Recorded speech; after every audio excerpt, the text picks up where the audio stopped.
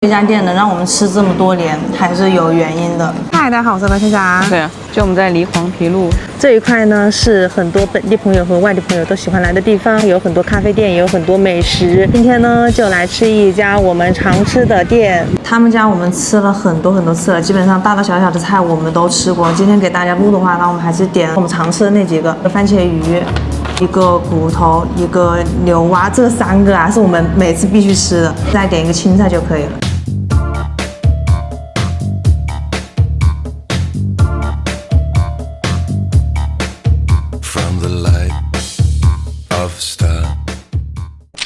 这已经是我们第 N 次吃这一家店了，从那里接到这里。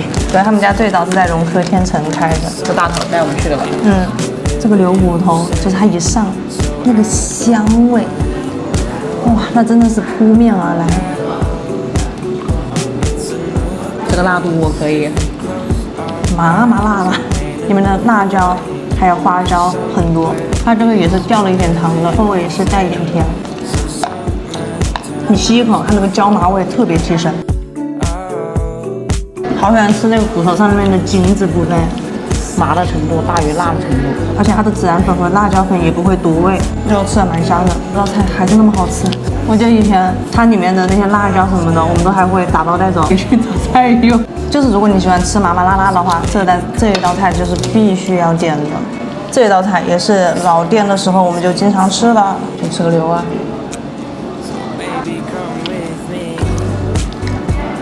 他们家这样做的牛蛙，能吃出它的那个牛蛙是很新鲜的，因为它不会有粉中的那种卤味啊、调料味在里面，它就是外面裹的一层粉子，你能吃到它的那个。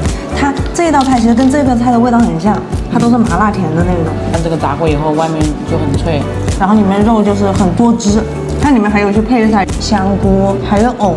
哎，我怎么记得以前这个藕是那种藕吗？它最开始的是个干锅，然后那个藕是那种湿的。 不是裹粉炸的，我更爱以前的那种。那这个藕好甜呢，是吧？嗯，我觉得他们家最好的一点就是他们食材都是很新鲜的，他们家不是预制菜哦。高峰期的时候就要等，我们都是一开门就来吃。像这种现炒的菜，有时候真的会根据师傅的心情，它的味道有一点点差别。运气好的时候，它真的非常好吃。心情好的时候甜一点。对，因为我记得有一次我们来吃的时候。 它的味道是偏甜的，但其实我们2个是喜欢吃那种偏麻偏辣一点的。今天就是非常好。吃鱼，哟，你刚忘记开火了，开火吧。番茄鱼，好好吃的番茄鱼。那我不是怕你话太多烧干的吗？它那个汤我都是要纯喝2碗的，下鱼之前一定要先喝几碗这个番茄汤。像我每次来黄陂路这一块，除了喝咖啡，如果跟着朋友一起吃饭，除了那些小吃的，基本上就是在这一家吃。 你看我喜欢的吃的，我说话就是流畅一些。你看这真是纯番茄汤啊，好喝。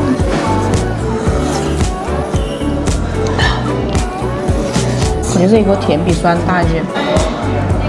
这一个算是平衡的比较好的，酸甜适中。哇，好热闹！现在外面，就他们搬了个新位置了之后，其实它的那个座位离得会比较近。每次晚上人一多，说话也是要扯着嗓子昂的那一种。这个汤我太喜欢了。哎，这一家应该很多人都吃过吧？吃过的评论说一下吃过有。我刚在门口等你的时候，然后有2个外地人在骑车找吃的吧，好像旁边一个本地人在追着那个外地人说，我推荐你们去吃月薪小厨。真的，我觉得蛮像我们2个会做的事情。多下几片吧。烫一下就好了。好。新鲜的鱼烫一下就好。没有刺我喜欢。它的鱼皮好 Q 弹。有刺，大刺。番茄汤是很鲜的，鱼也是很鲜的，所以你吃在口里的话，你就会觉得它有点甜，就非常的鲜嫩滑。那个鱼皮的胶质感很明显。这道菜真的是老少皆宜，还是要注意，确实有一点点刺，但这个刺很大，就还好。对，它菜的分量都蛮足的，菜蛮大的。下次我要再来吃鱼香肉丝，我就发现他们家鱼香肉丝很久没点了，就来他们家点菜会有个纠结，特色菜肯定是要吃，他们家出了几个那种2人餐啊、3到4人餐，本来我们准备点那个的，但是还是想录一些更有特色的菜品给大家，就还是按我们平时的那个点了一下。这个汤泡饭肯定蛮好吃。那必须的，比起鱼，我更喜欢喝这个汤。但天这么热，虽然它是一个火锅类型的，喝着有点烫，但是它贼开胃，让人就是停不下来。总之这一家店能让我们吃这么多年，还是有原因的。这家店有多少人跟我们一样是从容科追到李黄陂路来的呢？告诉我们。